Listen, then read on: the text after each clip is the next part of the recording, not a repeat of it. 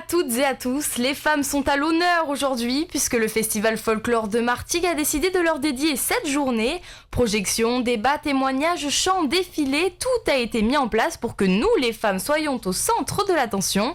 À 10h30 ce matin, place Mirabeau, plusieurs artistes de la gente féminine se sont dévoilés de façon intime sur leur vie. Elles sont principalement revenues sur les épreuves qu'elles ont dû traverser dans une jeunesse où l'égalité n'était pas forcément rentrée dans les mœurs. L'artiste kabyle Dioura s'est livré sur le combat de toute une vie. Le sexe faible, vous dites ? Je crois pas, non. Et entre la culture et le politique, il n'y a pas beaucoup de différence pour des femmes comme nous. Parce qu'il faut se faire entendre, il faut défendre une cause, etc. Cette liberté dont j'ai parlé m'a coûté cher parce que d'abord j'ai épousé un Français, ce qui était mal vu. D'abord j'ai chanté aussi dans la langue berbère, dans la langue de mes ancêtres, ce qui fait que ça aussi ça m'a coûté des ennuis, et puis aussi défendre le mariage forcé, l'éducation à l'école pour les filles, le travail, l'émancipation économique, et voilà, tout ça, je l'ai vécu. J'aurais aimé continuer sur le sujet, mais la parité, ça va dans les deux sens. Place aux hommes maintenant. Cécilia, tu as rencontré ce matin Bernard Go du groupe Hans Percussion Malaysia et Facundo de la Cruz du Grand Ballet Argentin, c'est ça ?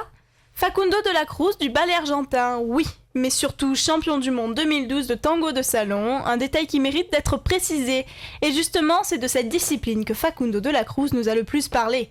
Jeune Argentin de 27 ans, c'est Paola, sa partenaire au championnat du monde, qui lui a fait découvrir le tango il y a maintenant 7 ans en l'amenant à un cours de tango gratuit. Aujourd'hui, c'est devenu une véritable passion pour lui. Il participe toutes les semaines à des bals, les milongas, et donne des cours. Oui, parce que le tango, selon lui, c'est surtout l'expression d'un sentiment qui se partage et s'apprend. Tout est une question d'énergie et d'essence, me dit-il, de la personne qui danse avec vous. Oui, le tango, c'est toute une philosophie.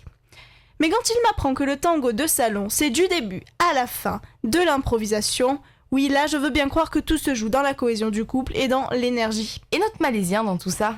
Eh bien, Bernard Go, comme vous le disiez, Lorraine, est à la tête du groupe de percussion présenté au festival. Notre sujet de conversation aujourd'hui, eh bien, il s'agissait de comprendre d'où venait cet art et qu'est-ce qu'il exprimait. Bernard m'explique d'abord que la Malaisie est devenue indépendante depuis seulement 50 ans et que c'est un pays multi-ethnique. Par exemple, on peut y parler selon l'ethnie, anglais, chinois, malais ou même tamil, une langue locale. Bref, tout un florilège d'origines et de coutumes réunifiés en un pays. Alors il m'explique que les percussions sont à l'image de leur personnalité et de celle de tous les Malaisiens, qui s'accordent malgré les différentes ethnies sur des rythmes dynamiques. Un spectacle donc inspiré de cette palette multiethnique peut être un moyen pour eux de représenter en un seul spectacle toute la Malaisie. Voilà pour le point presse de ce matin, Lorraine, de quoi s'endormir moins bête ce soir. Ça c'est sûr, il y a même de quoi remporter un camembert dans un Trivial Poursuite. Petit point sur l'événement de ce soir au canal Saint-Sébastien, c'est un concert en plein air consacré au flamenco avec l'artiste Rocio Marquez et au fado avec Katia Guerrero. Demain, le cocktail de folklore sera cette fois-ci avec la Provence et le Pérou qui s'occupera aussi de la sieste du bout du monde l'après-midi aux Grèce à 16h. Et à partir de 21h30, c'est la soirée spéciale Argentina. Plus d'infos et de précisions demain matin 10h30 dans notre prochain journal 100% folklore. Très bonne journée à tous.